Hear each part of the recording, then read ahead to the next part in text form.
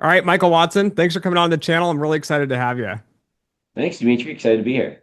Why don't you just introduce everyone here to kind of what you're working on and who you are? Sure. So my name is Michael Watson. I'm the CEO and founder of Hedgeineer, where we build out technology, data, and AI platforms for hedge fund and asset managers, pretty similar to what is built out within some of the larger strats, like a multi-strats, like an MLP or a Citadel or a BAM. But we do it with a fraction of the headcount, but have a lot of the experts that have worked in those places before.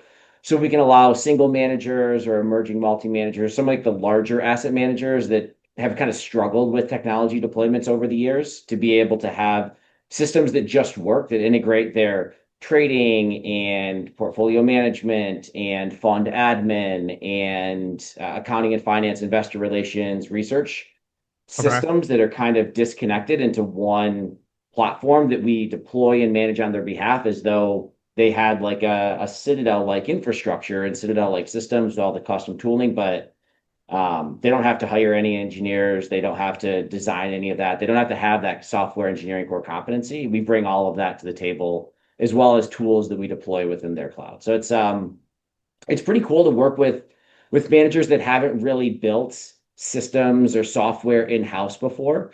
To be able to realize what's possible when you have like a team that really knows what they're doing. And we have access to a lot of AI tools and infrastructure ourselves. And then we deploy AI tools on top of that, as well as just best practices for data management of how quickly you can build out platforms and systems that used to take like, I don't know, a couple years or like a decade of mistakes in order to Yeah. come to something that works, and doing that within a 2 to 3 month initial POC. So why did you start this? I can tell you on the modeling side of this, data is like the biggest headache. It's getting data, quality data, access to data, connecting data. What kicked off like this venture here? I know like career-wise, you've worked at other big firms. Was there some sort of like trigger of like other smaller firms are just overcomplicating this? Or like what was that piece that made you decide to start kind of your own firm here? Yeah, I think a lot of it was based off of the fund I used to work at. I worked at Citadel for around 8 years, and I would run these really large engineering teams that would hire like really smart people, and we would iterate on different applications. Eventually, we had kind of too many applications, and so it's how you could start having less.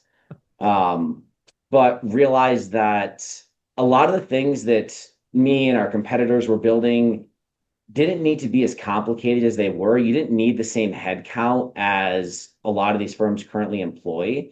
And with AI, you can actually have the same quality of high performing teams on the technology side with a fraction of the like the spend and the headcount. And you honestly don't even need to hire anyone anymore. You could just do that kind of after COVID. People are comfortable with people that work remote or they're not fully on site.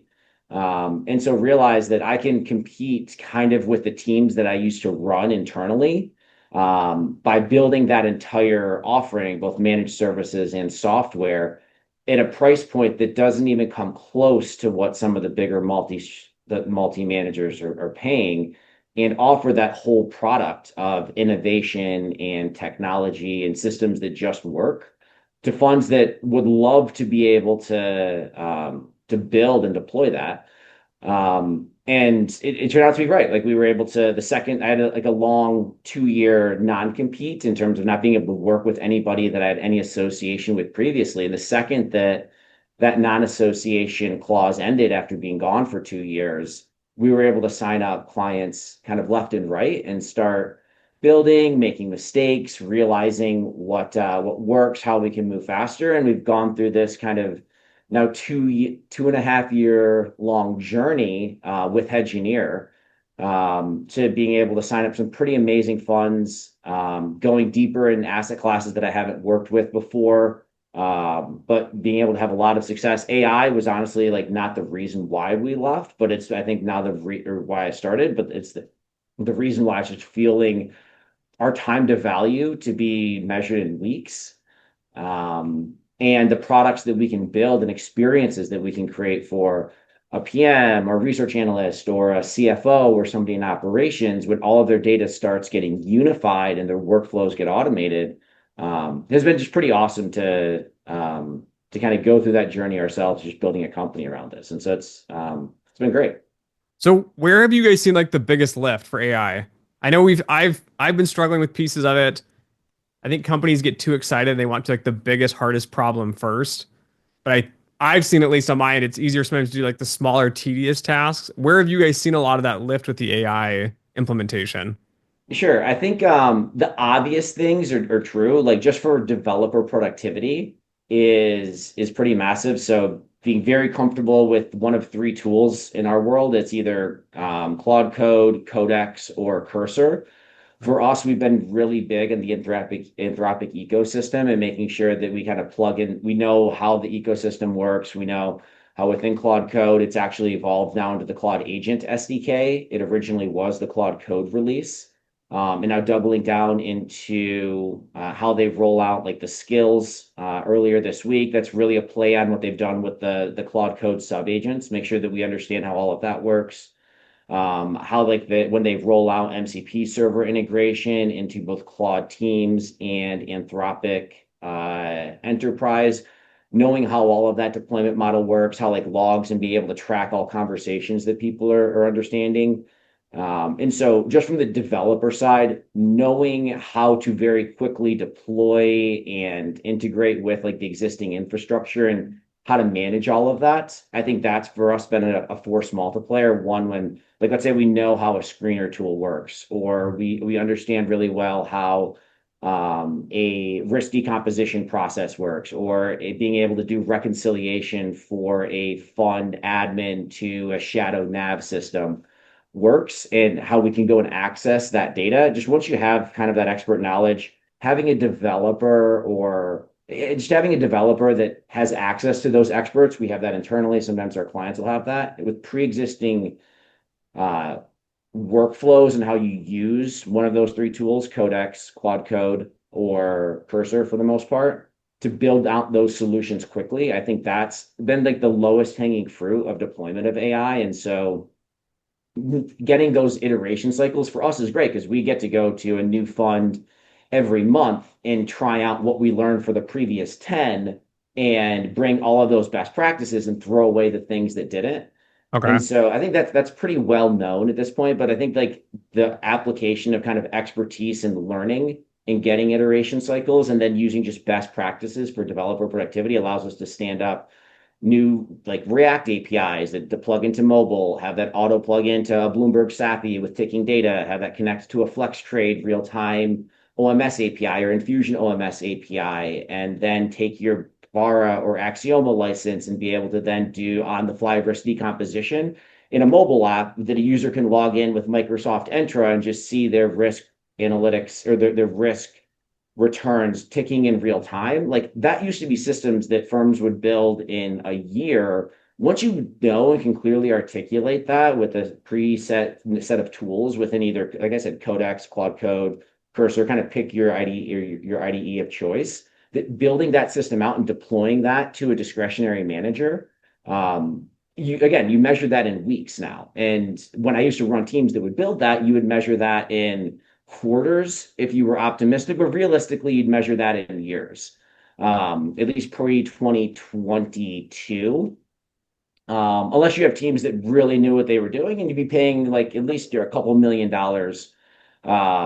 at a bare minimum to build all of that out if you wanted to accelerate. And so that's number one. I think number two, where it's been pleasantly surprising, is scanning existing infrastructure and APIs with these sub agents, not sub agents, but with these tools. Again, like Claude Code, Codex, and Cursor, like the equivalent, being able to give it read access to Postgres, Microsoft SQL Server, Snowflake, Databricks environment, and iterate over to like start with information.schema in Snowflake. And so that's going to list that like select star from information.schema. You're going to see all the different tables that are existing there. And then have that same tool go through and iterate over each one of those tables, select top 5 star, and actually look at the underlying data to get a little bit more feel of what's actually there. You bring that in context and start storing that down in a knowledge base. We've used graphs very heavily. So how do we start creating a node for every table that exists within the existing database? Start creating a node for every documentation repo, whether they have um, one of the Atlassian products, or they have Loop, or they have notes on like a file system. How do you scan through all of those and start creating nodes within that graph? If they have a scheduler like an Airflow or a bunch of crons or some other scheduling system that's taking data from one place to another. How do we use that same iterate in an agentic loop, pull down information about that? ETL system, same, then start doing the same thing with code bases. Each one of those is node in a graph. And then you can very quickly build out what is the flow of information in some of these legacy systems in larger organizations very quickly. Hmm. So that when we do want to build out solutions, like the first part, you get that productivity. And then that second part, you actually get the understanding of the organization and where their data lives. What are the processes that manage the flow of that? What is some of the context around it that exists within documentations or information on Microsoft OneDrive or file systems?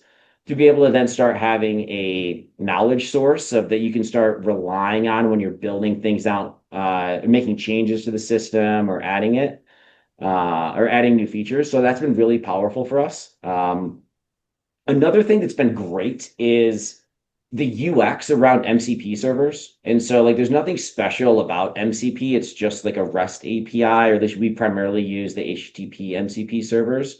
But it's been nice to see the proliferation of MCP clients so that when we create an MCP server that might expose that knowledge graph around all of their infrastructure, and in that case, the MCP client might be Cursor. So developers, when they're going and working internally, maybe they have an existing developer team, they could have like a query knowledge graph or a understand pipeline, et cetera, that you can put views on top of that knowledge graph, expose it into an MCP workflow, and it just works for users in Cursor. Whereas if somebody else is more of like a business user and they want to understand, hey, why is what were the biggest drivers of my NAV day over day? Was it coming from change in asset value? Was it coming from cash that's coming from dividends or some sort of accrued interest? Or is it actually coming from fees or expenses that are unknown?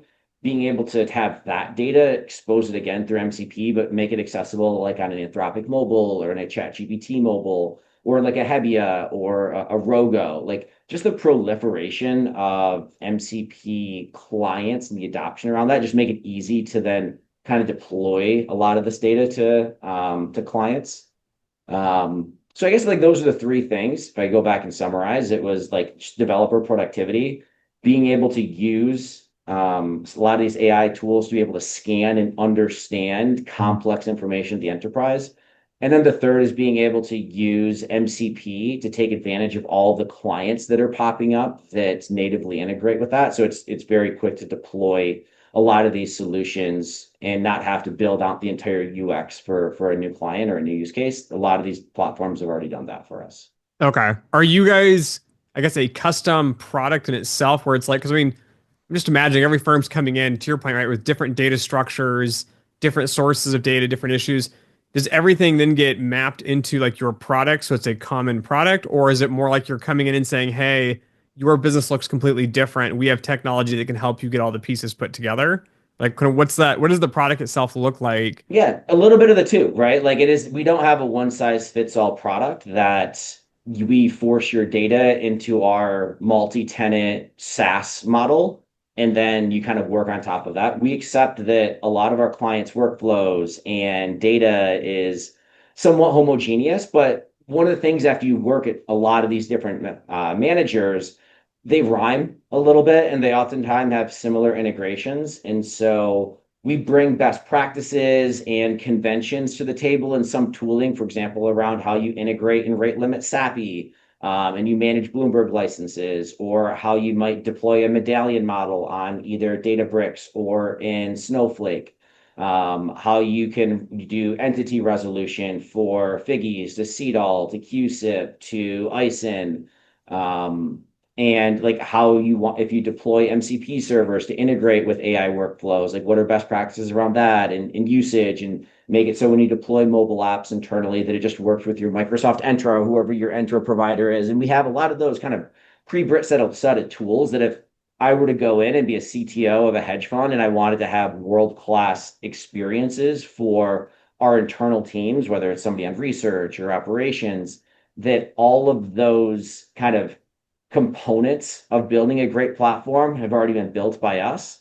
But then we also have an engineer that works with all of our clients, at least one, oftentimes two, one person dedicated in New York or London, but most of our teams were in Midtown at 50th and Park, and then also have another support engineer based in Bangalore.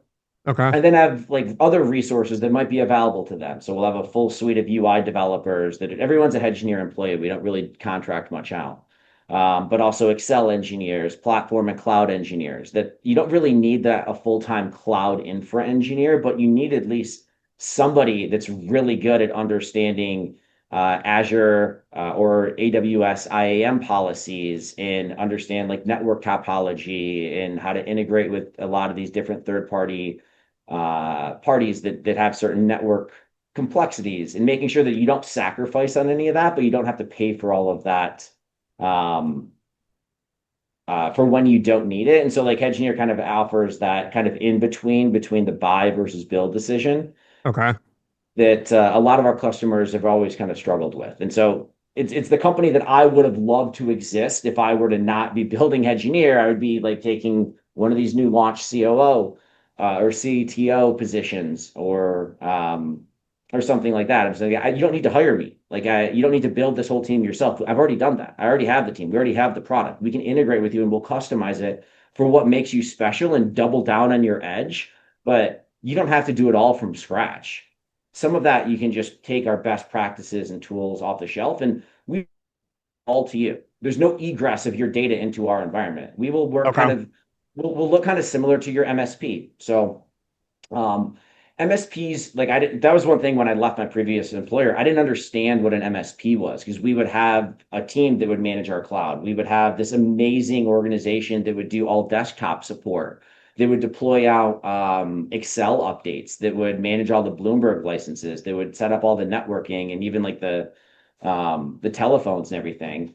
And then when I started working at Hedgeineer, I realized that these MSPs actually have the keys to the kingdom for a lot of the cloud work or a lot of the networking stuff, but they don't actually really understand portfolio analytics or the research processes, but they do a lot in terms of just the infrastructure management. So to some extent, we operate like a managed service, like an MSP, but we really feel like the engineering team that sits alongside a research analyst that might look like a quant dev or that's working on internal workflows that are building out like automation for back office, like it's an internal engineering enterprise data team.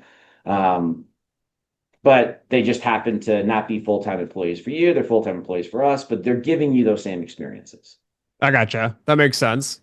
What are some of the, I guess, best practices that you see that like everyone should be implementing, but it's just like a common kind of hurdle or mistake that some of these smaller or mid-sized firms are missing?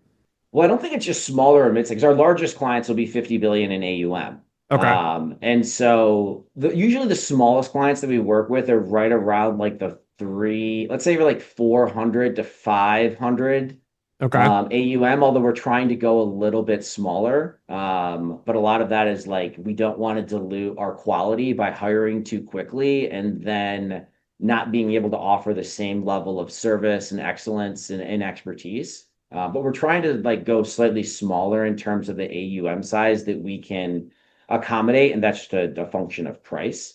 But I think in terms of things a lot of people get wrong, trying to come up with your own best practices for a security master, like coming up with your own security master and identification system for how you want to define an instrument. I think that there's a lot of really good solutions out there, and a lot of people try to reinvent the wheel on that.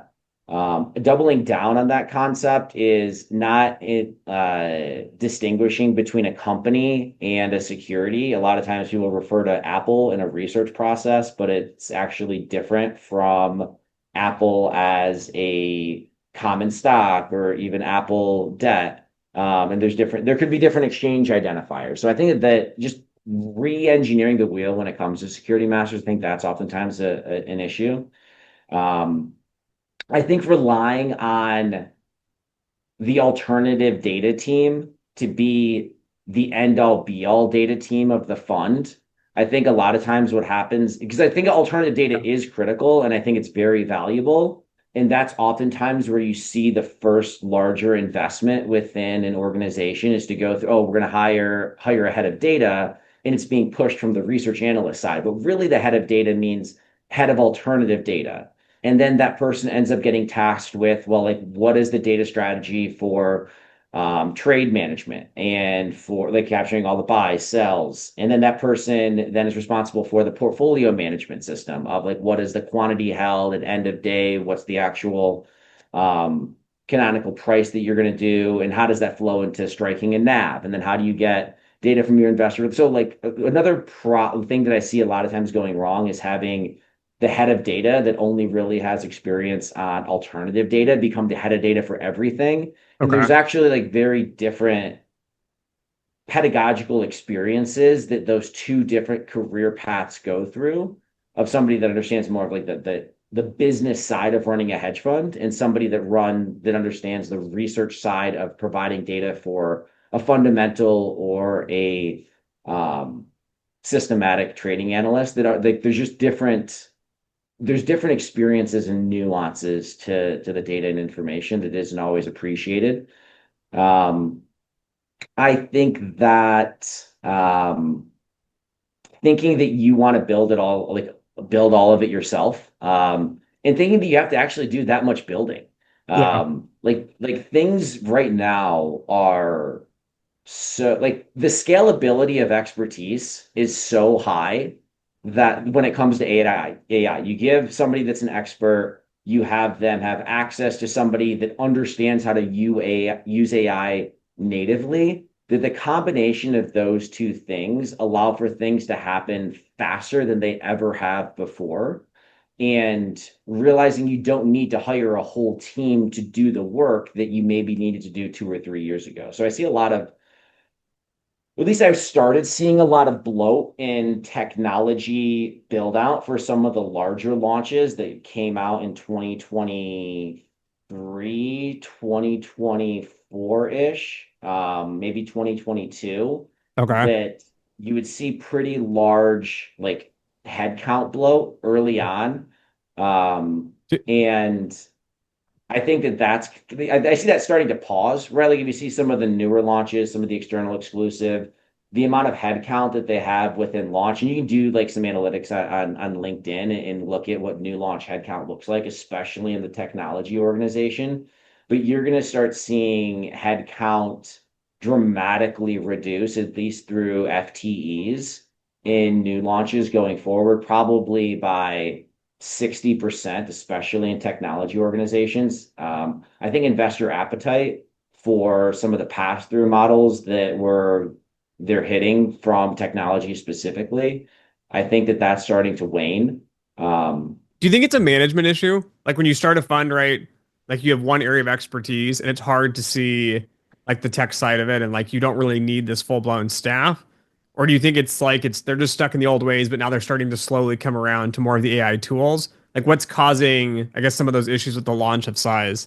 So I think that at first you like when you look at people that were launching in 20, let's say like 2023, they were mainly coming out of firms that had good technology. And by that I mean some of your larger multi-strats. And so they then say to themselves, well, what is good technology? It's similar to what I had in the past. And how did I accomplish that? I hired these pretty large teams. And so they would benchmark headcount based off of what do the large multi-strats have and work backwards from that and say that we're going to be a little bit more efficient than they used to be by doing it differently. But they would still have a benchmark based off of headcount in these large multi-strats.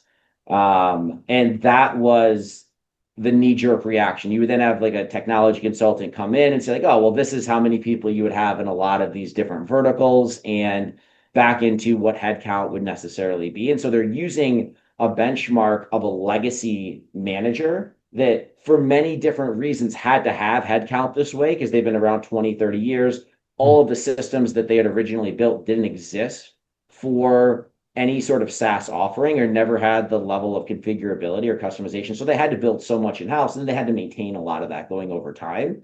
But they also did that in a world without AI. And so just Yeah. again, that those benchmarks in terms of headcount, org design that you would have had to go through in 2023 is very different than how you would go about doing it in 2025, especially we're already Q4 25. So at this point, you're really looking at 26. Yeah. Um, and yes, I do think that looking at new launches, talking to people that are responsible for headcount, being part of the solution for reducing headcount, and as a function of that pass through to investors or coming out of management fee, improving that margin, but not diluting quality and sometimes improving quality, is something that I see a lot of funds starting to catch on to. And so you'll see like some of the new launches in terms of just headcount on the technology side continue to go down and down. Are you seeing, I guess, reduction in headcount across the firms, or is it just predominantly in the technology area due to the AI, or do you think it's going to spread to other parts of it? I mean, I see it kind of happening across like technology is a means to an end. Like technology for technology's sake has no purpose. And so it would start with less headcount in technology and then it naturally proliferates.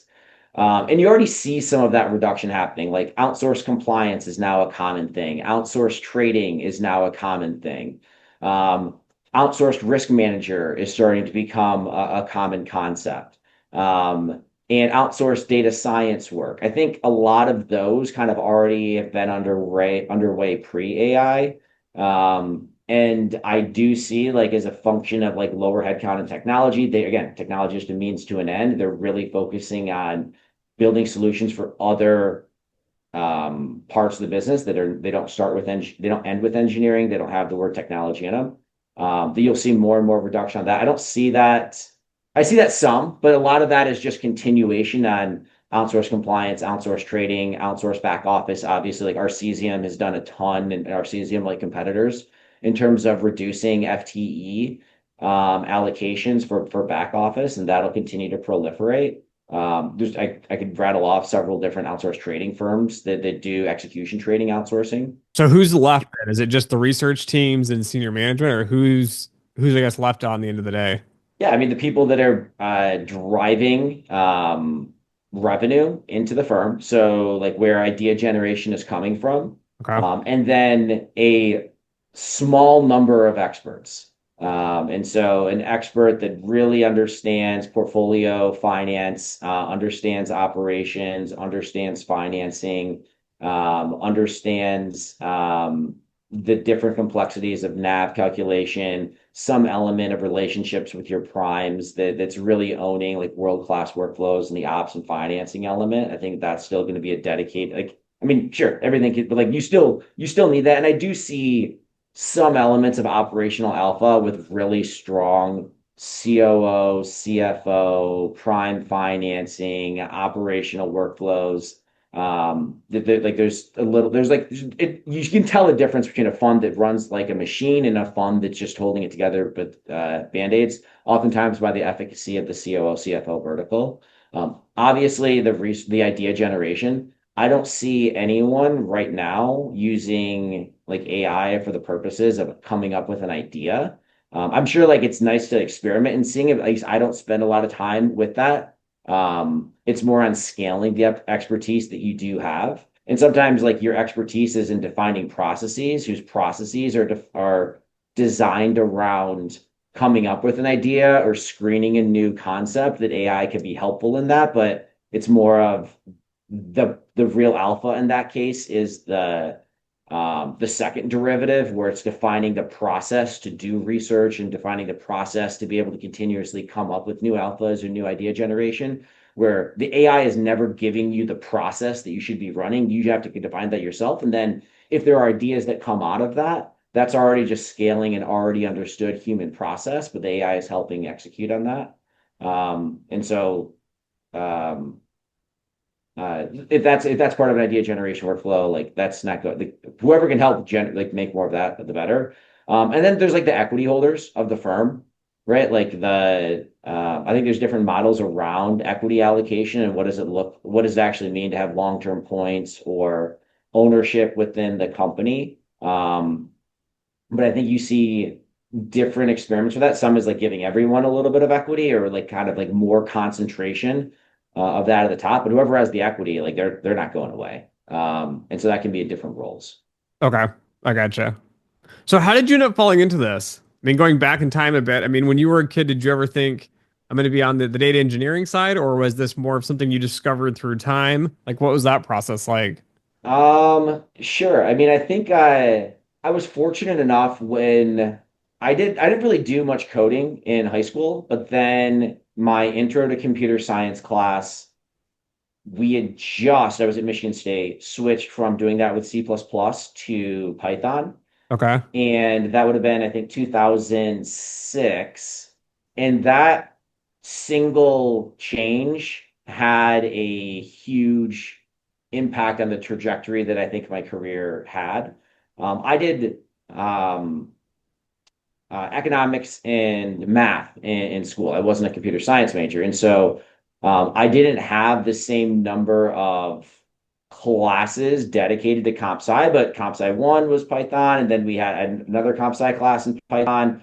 Um, a couple of my econometrics courses that were all built on ordinarily squared methodology and regression modeling were done in Python or just had Python cognates. A lot of it was in Stata and being exposed to Python in the the late 2000s was kind of like the time when like all of this momentum was starting to gather around the data science space with pandas and NumPy, like the application development space with Flask and Cherry Pie, the interactive development or interactive computing when IPython originally came out, that then evolved into the IPython notebook and Jupyter, and then which evolved now to a lot of other manifestations like Neutrino. And those that time in the early 2010s, late 2000s, to starting to get obsessed and really interested in Python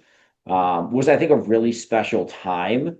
And I think that I just fell in love. If you talked to me at a party and I was 23 years old, I was talking to you about like a new functionality that was available within Python or like a new, like something I learned with Matplotlib or like how I could develop these really cool APIs with Flask and how it was so much better than what Cherry Pie was or how Google App Engine allows me to deploy to the cloud. There was this library that I was absolutely in love with at around the age of 24, 25, and it was called PyCloud.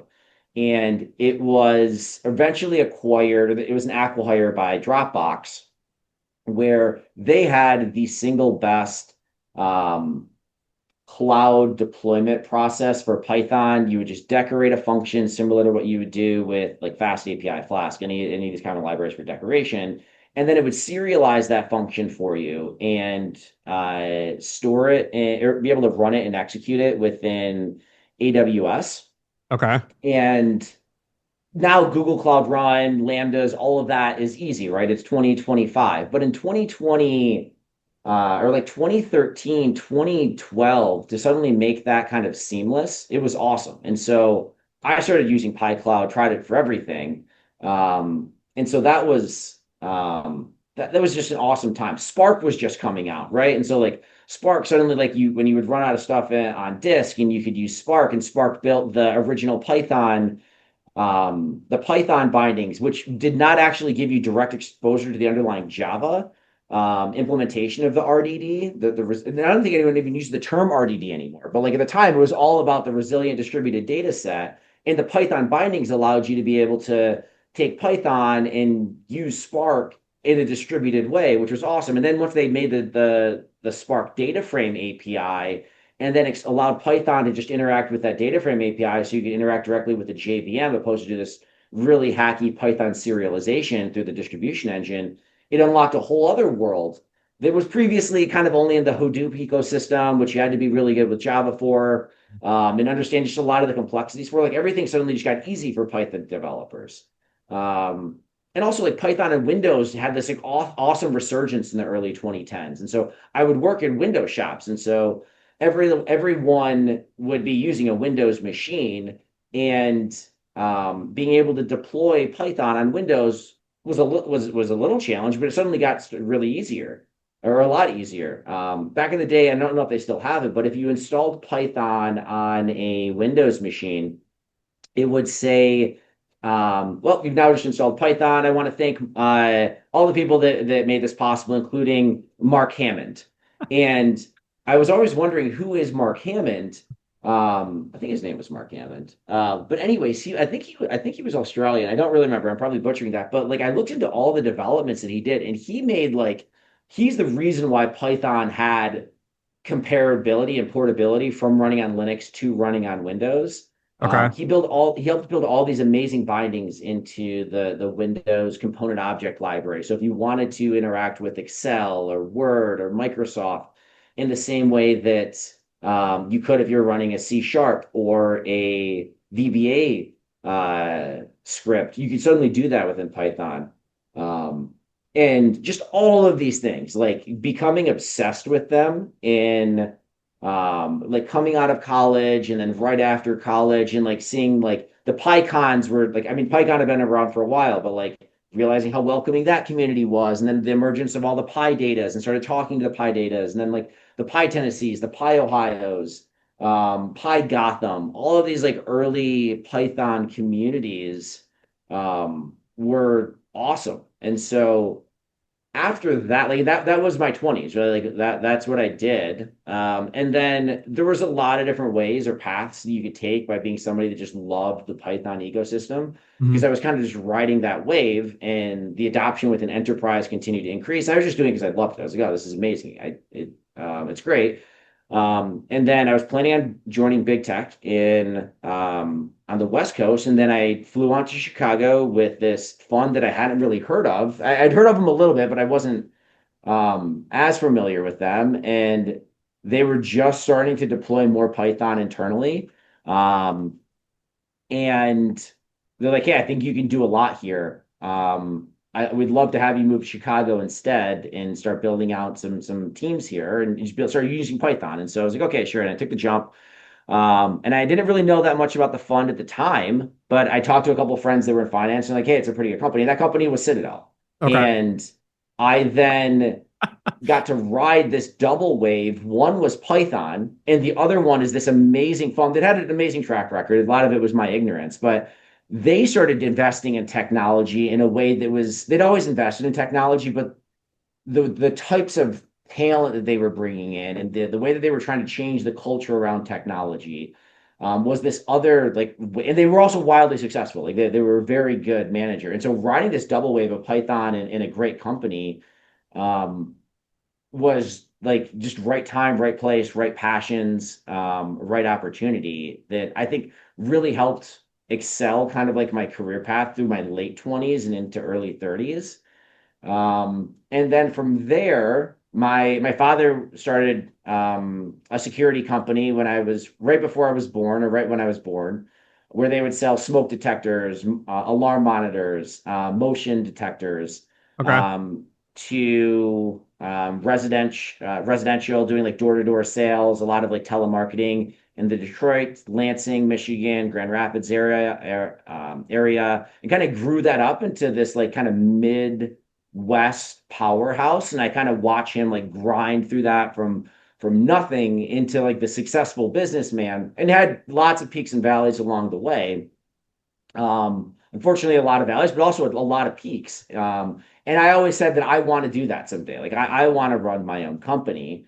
But I think that in the same way that he showed me what success looked like, he also showed me what failure looks like in a very healthy way. And so I had a lot of respect for the entrepreneurial journey, both in the way that, like, yes, you hear the success stories, but you also hear some of the downsides of it as well. It's not all sunshine and rainbow. So I think I came into this with a very healthy perspective of what are some of the challenges that come with starting your own company. Hmm. And how do you want to position your life such that you can do that with um, the best kind of guardrails a little bit. So I did wait until I was financially stable to be able to go and execute on that journey.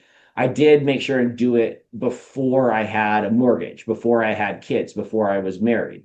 And doing that at a time when I also had like good set of like investments and diversification of my own portfolio such that I could afford to take risks. And I already felt as though I had established enough skills such that if I ever needed to go back and just leverage those skills fully, that I could do that. And so that was, it felt like at the time was right. And I kind of just want to make the jump, made the jump. And it's been a journey, success, failure. Like it's not all sunshine and rainbows. Like there's hard times. You have to put food on the table. There's no Hmm. like you lose your brand, right? Like when you work at some of these big companies, you have a Yeah. vest that has their logo, and you then feel successful as a function of association.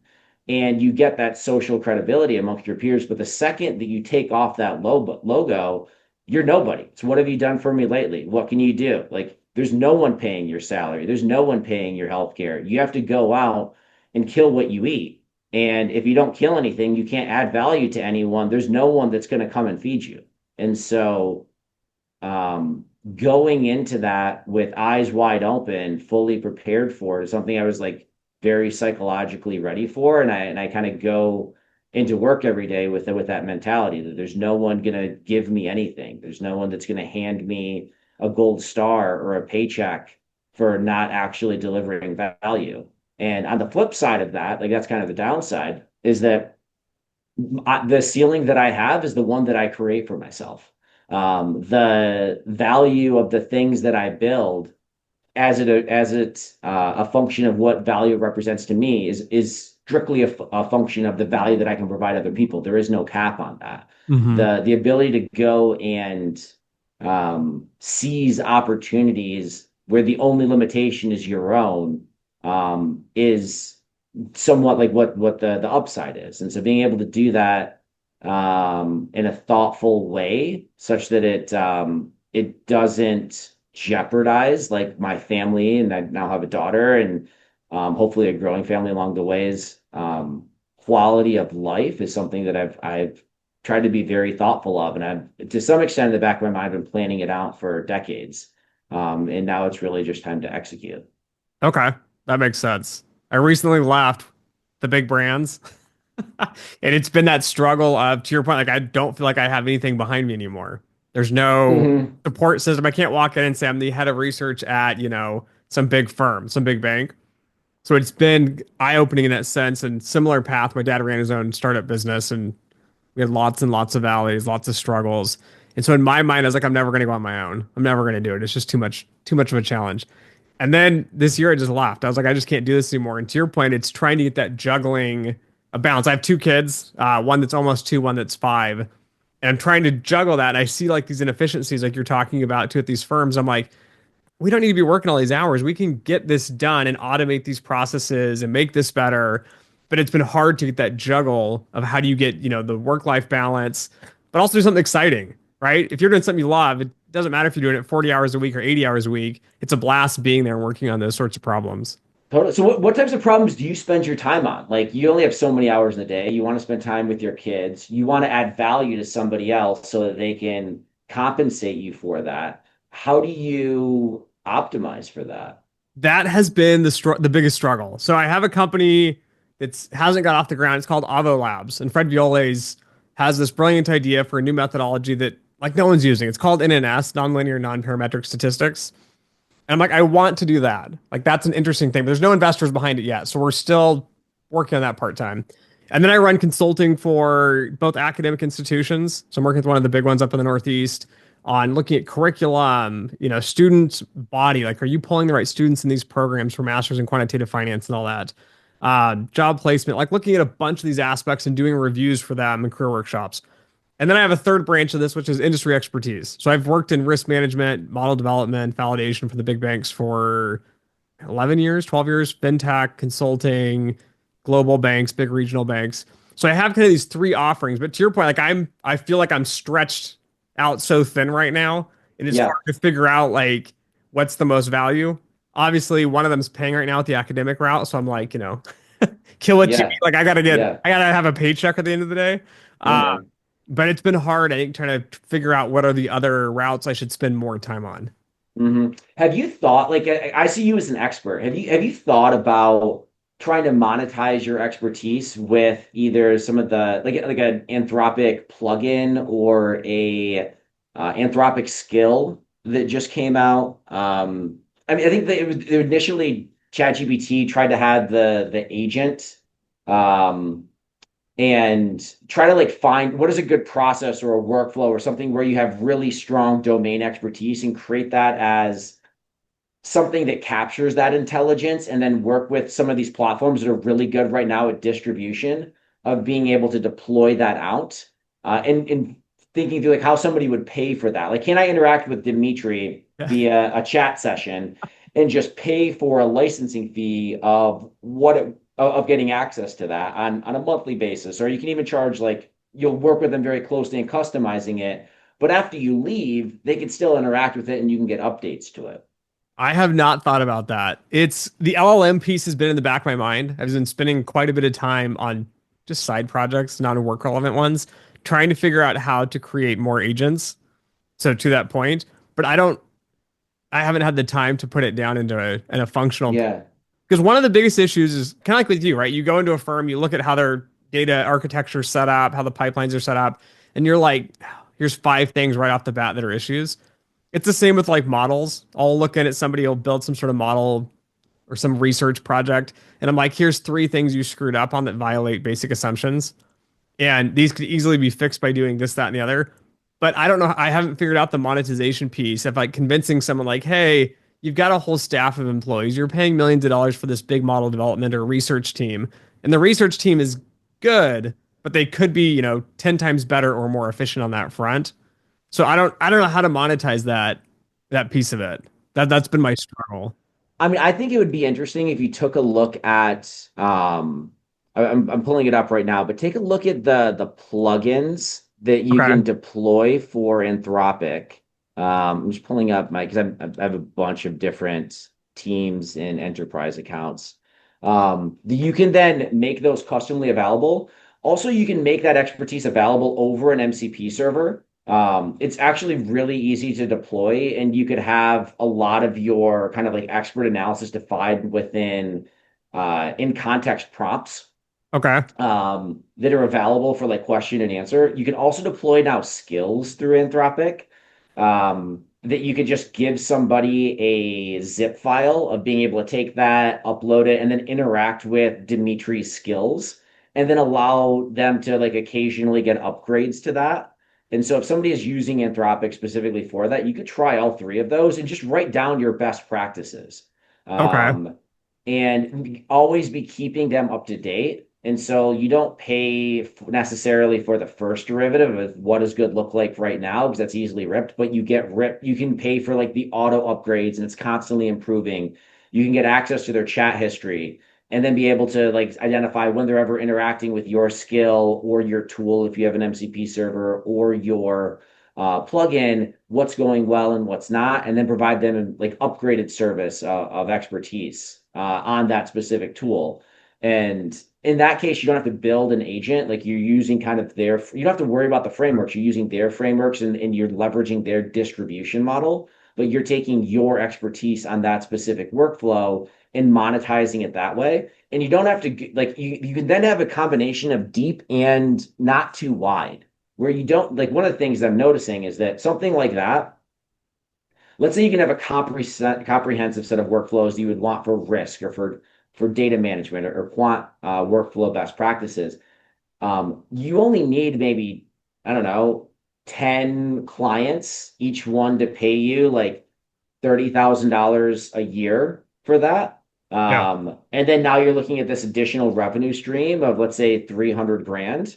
That like it's not necessarily a full-time thing after you get like onboarded. You could then have like upgrades, like you start with just research and then you could productize it to add in like some risk components as well. And so that's maybe an add-on of an additional like 10 to 20.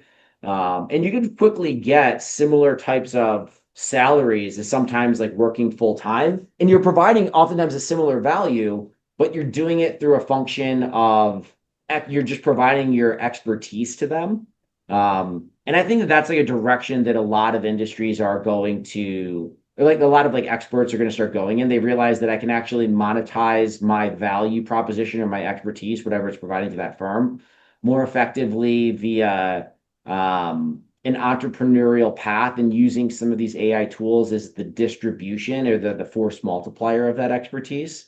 Um, and I'm also like that's kind of like what we're doing as well at Hedgeineer. Where like we feel as though we understand how a lot of these systems can integrate together, not just from the data engineering side, but from the workflow and best practices. And if you wanted that in an application that worked within mobile, so it just works on authentication with your like existing identity provider, or it just integrates with an Axioma world model and does IDEO decom or IDEO or stock specific return analysis based off of different cuts of your portfolio in real time.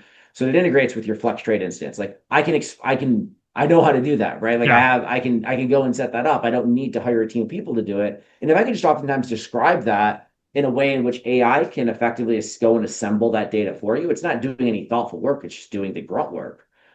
That's an opportunity for me to scale that expertise. Did you ever feel like you ran out of runway at Citadel? Or it was like you had a great kind of, to your point, right, you're riding the wave of Python, Python's booming, Citadel's booming. Did you feel like there was a point too where it's like in the back of your head, right, you're already understanding you want to do your own firm? Was it kind of like it's starting to flatten out on the progress too? Because I mean, once you get to the top, there's not a lot more to run up. Like there's executive roles, but there's not a lot more. Did you feel like you were plateauing, or did you just feel like the timing of technologies was the perfect time to start your own firm? I would say to some extent, yes. I wasn't ever going to become the CTO. Umesh, he's exceptional. He's one of like the best context switchers as well as contextualizers I've ever worked with. Um, that wasn't, I mean, that wasn't a path that I would even go in. But also the I think optimization function for my skills wasn't necessarily best it wasn't necessarily like best optimized within that one entity. Like there Okay. was opportunities for me to be able to like optimize my value proposition for more people through like and going be able to go wider and scale more horizontally. In some places go a lot deeper because the marginal value add, for example, if I were to think of it like the comparative trade scenario, that if there's these one country that's really rich and I'm only adding like making them 5% better, that's great. But like I can only add 5%. And that 5% of that net value might be significant. But if I could go over to these 50 other countries and say, like, hey, I can get you like maybe 10% less effective than this other organization, but I can then trade you my services in order to get you to that 90%, and I can scale that horizontally, that my value accrual optimization function is not necessarily best placed within that one entity. And that's not necessarily that the ceiling is there, but just the opportunity outside of that single entity for me might have been to go outside and do it in another framework. I gotcha. Yeah, it makes sense. I mean, big firms are hard because to your point, there's always somewhat of like a bubble ceiling of roles and responsibilities. Like there's a great position that's already filled, right? Like they're not going to just up and move someone to move somebody else around. And then also, yeah, maximizing that value where you can kind of move over to other firms that need more of that help. Yeah, totally. Totally. And so like what caused you to I guess you mentioned it earlier, like what was your catalyst of saying that you want to like go and experiment, you know? Like a lot of just entrepreneurial is just a big entrepreneurialism is a big experiment. You made that decision to go out down that experimental journey.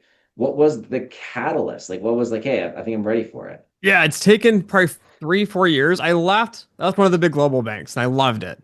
Amazing job. I did model validation.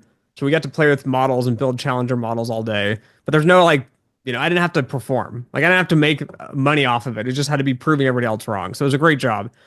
But then in 2021, right in the COVID time, firms started realizing like they don't really want to do model validation anymore at a rigorous level. And we could just kind of automate it. And then with the Trump administration coming in, they relaxed a lot of like the DFAS regulations.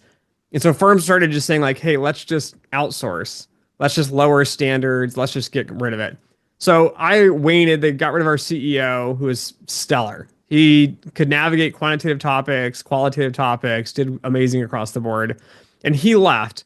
And then the new CEO and the new CROs and everyone, I gave them 1 year. And I Hmm. waited it out, and it was like we're just dumbing the work down. And to your point, like I thought, like I'm not adding much value anymore at this point, so I could go somewhere else and really help them. So I moved to a smaller firm, and they're like, "We've got a head of model risk management that's going to be retiring. We want you to take over." 3 months in, I'm like, "These are best practices. You're violating everything like under the sun. You need to fix all this now. Like this needs to get handled." And they're like, "No, no, you don't know what you're talking about. Just get in line and do what we tell you to do." I'm like, "I'm out of here. Like I can't make this work." So I went to a fintech, and fintech was great. It was bottom up. There was really no model development team, no research teams or anything. So I built the research and the model development team. We brought in our own model implementation team, and I got that all built out. And then it got to this point, like it wasn't awful, it wasn't bad, but it was, I felt like the same point we could grow 10x. We could do things 10 times better. But I'm looking at it from a strategic stance of these, departments need to get adjusted and moved and fine-tuned. And this all needs to get changed. And we need to do it now. We can't wait 2, 3, 4 years out. We're wasting time.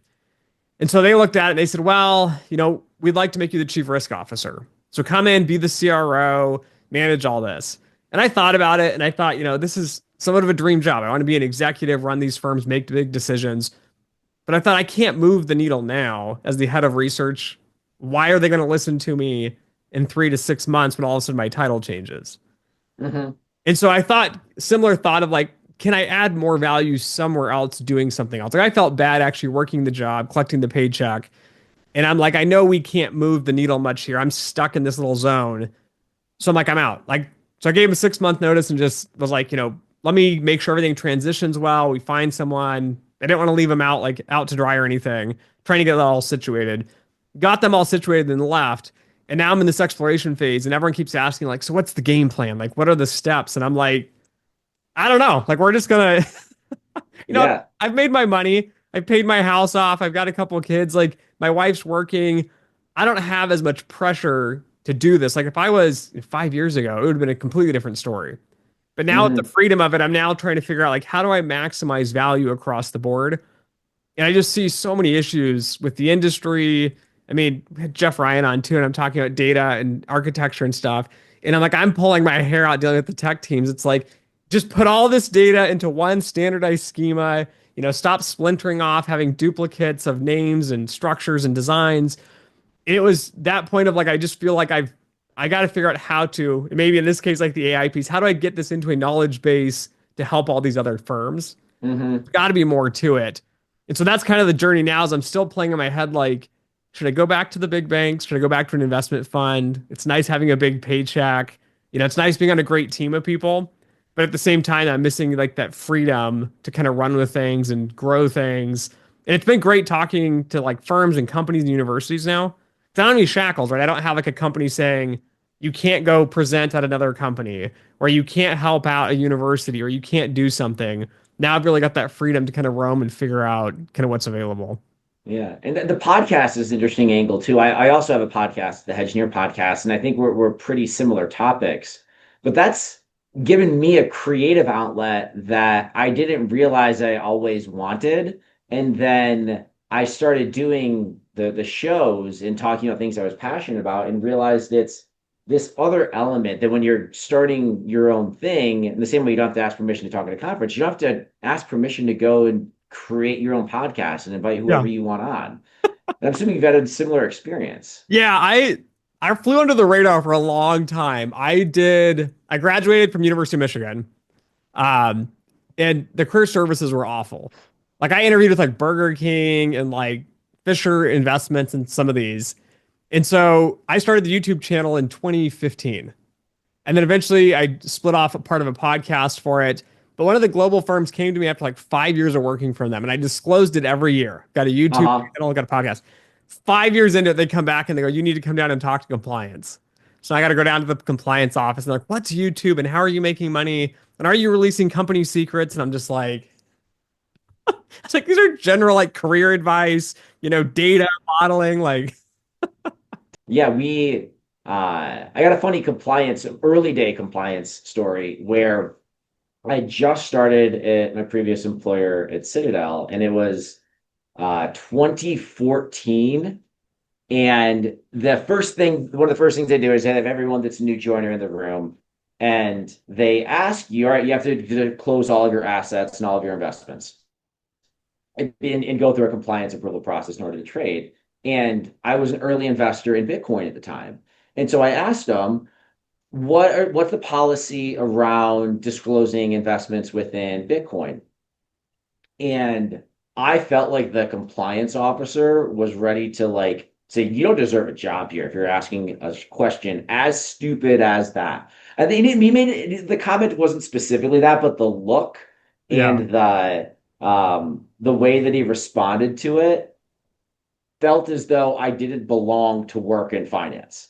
And then lo and behold, like 6 or 7 years, probably about 8, 7 years later, yes, you started to having to disclose your crypto holdings. But it's kind of funny how like these departments, they slowly kind of get up to speed, whether it's in what is considered an investment or like what is your social media policy, like what is YouTube or podcast channels. Yeah.